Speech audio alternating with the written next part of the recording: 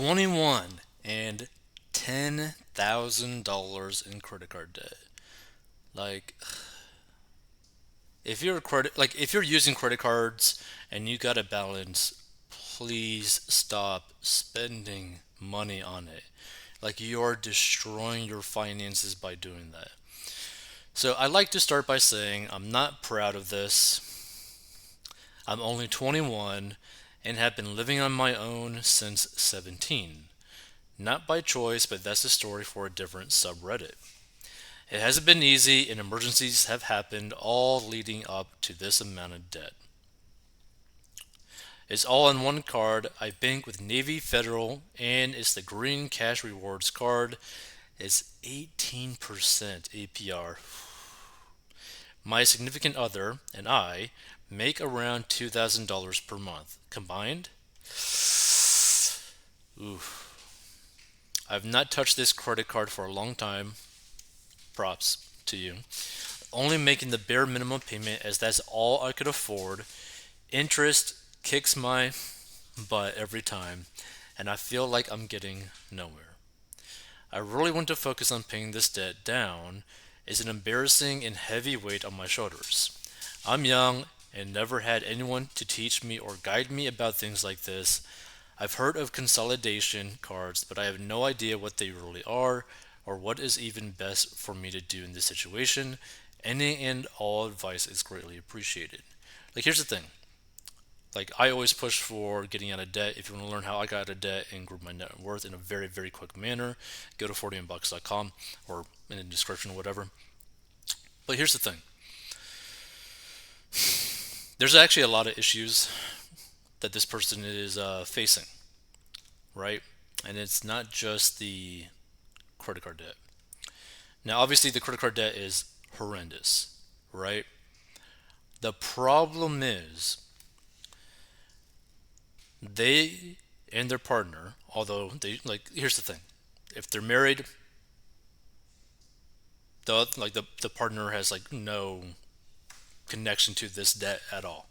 Like if the person spent all their money on this, and that's what they spent their money on, like the original poster, it's their responsibility. Has nothing to do with the significant other, unless you end up getting married.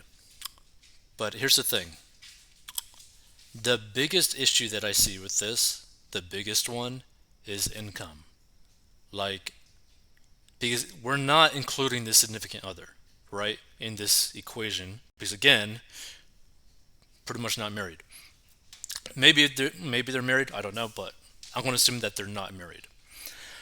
So let's just say this person ends up bringing like they themselves bringing like $1,000 a month.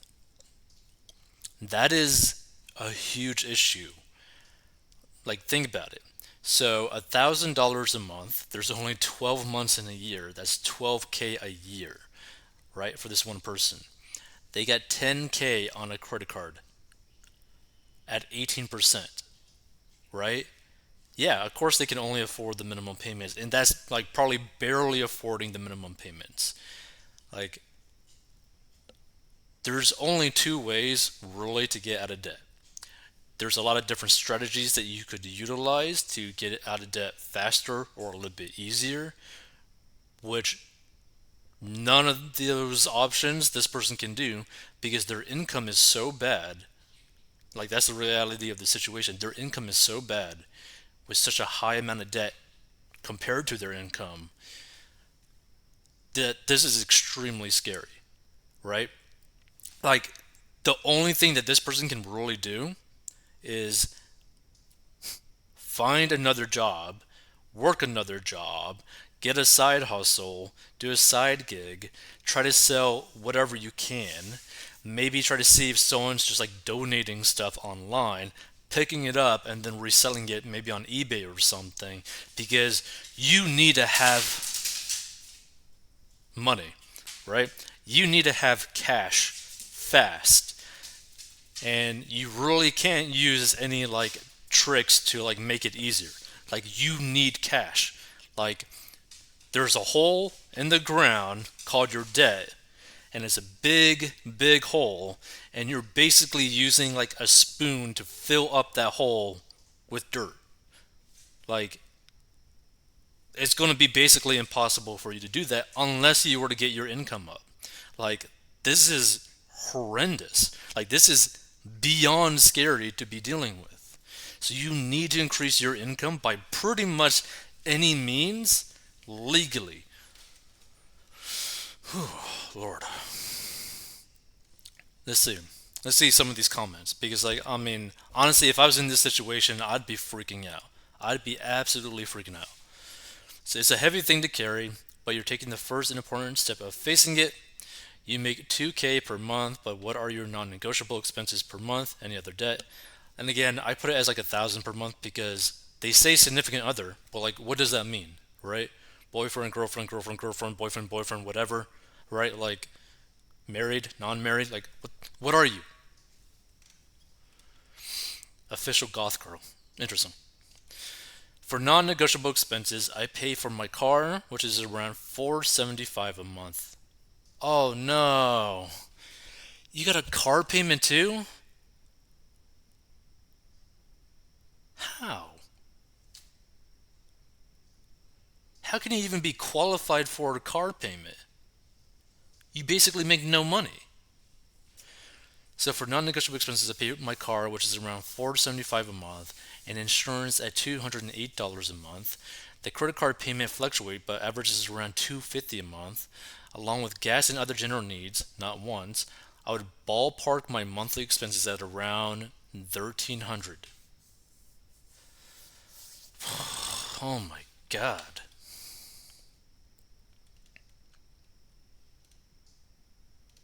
Let's see.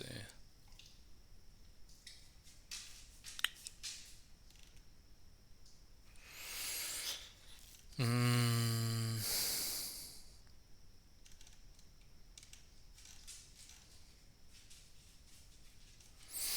First and foremost, you need to sell your car. Yeah, I would have to agree with this because one, I honestly don't even know how they were even approved to even get a car with that low of an income compared to debt ratio with the credit card. Yeah, I agree with this. You gotta basically buy a beater with cash. They definitely can't afford the car. Like they cannot afford the car. So a few people have said the same, and I'm not saying they're wrong. There's probably a lot of truth to what they're saying in you as well. I live in a small town where everything is far away and there's no public transportation. I'm young and don't know a lot about adulting, but I'm trying my best. How would I go about selling a car that I'm financing? I mean, there's a few ways that you could do it. What you could do is maybe talk to a credit union close to you and say, like, hey, this is my situation. I'm wondering if you can help me by giving me a loan that covers the car loan payment difference, like versus like the equity that you have in the car versus what you owe, right? So whatever you owe left on that car, like ask that person to the bank to provide you a personal loan for that amount plus like another $1,000, $2,000 to go buy a beater car with, right? So that you don't have any time where you don't have a car. So you end up getting the beater and you sell that car that you're financing. Like, not to another dealership, but online to someone to try to get as much money as you possibly can so that you could end up turning potentially maybe like a $20,000 car loan to maybe only like a $3,000, $2,000 car loan, right? You still got a car loan, but 20K versus 2K, I take the 2K, right? Because it'll just make it a lot easier on you financially speaking, and in terms of like cash flow too. Let's see. More info is needed. How many hours per week do you work? Are you in school or do you have any commitments? Blah blah blah blah. What do you do for living up? I groom dogs. I feel like grooming dogs, you could probably make a lot more than what she says at 2K per month. Hmm.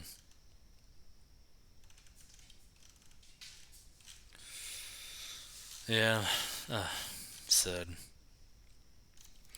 Yeah, this is not a good situation. You need to raise your income by basically any means. You need to get rid of the car by going to the bank, getting a personal loan for the difference that you own the car versus what you got, and a little bit extra just to buy yourself a car because this individual pretty much doesn't have any money. Man, this is so bad. But that's basically all you can do, right? Because like some people might try to suggest like, oh, you could do like a balance transfer card or whatever, get basically like 1% or 0% for like 12 months. Yeah, you could do that, and you might end up saving like 200, $250 a month in terms of like minimum payments. But the reality is, they're not going to be able to pay off the debt within that time frame because they simply just don't make enough money, right? Like that's the reality of the situation. Like that whole debt transfer, the balance transfer stuff for credit cards, that's really only ideal. Same thing with consolidation. That's really only ideal if you're able to pay off your full credit card balance, your full debt balance that you transfer completely, like within the year, within the time frame where you basically have 0%. That's basically the only time where it really makes sense for you to go and do that. Because this individual can't do it. Even if they were to do that like tactic, like they couldn't actually pay off their debt because they have that car debt still and they basically make no money right now, right? Now, depending on where you live, like 2K a month, you could live off of that, depending on where you live. But with the amount of debt that they have, 2K a month is not enough for them. Like, with the amount of debt that they're basically dealing with, you're probably going to be having to be making like 4K a month take home to like feel okay. And even then, it's still not a good situation to be in. Like this is